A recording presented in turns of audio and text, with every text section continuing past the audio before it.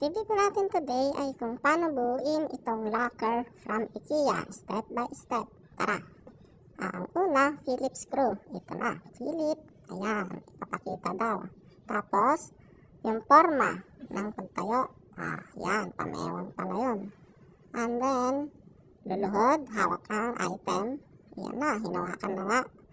At next, ay tatawagan mo ang IKEA. So, tawagan mo na. Ayan, at tinawagan na nga. Una, ayan, itayo daw ng ganyan. So, itayo na. Ayan, nakatayo na nga. Tapos, ituro mo daw yung butas. Saan ang butas? Ayan, tinuro nga. Ganyan lang pala kadali. Tapos, ikutin mo yung screw. Ayan, iniikot na nga. Tapos, ituro mo ulit yung screw.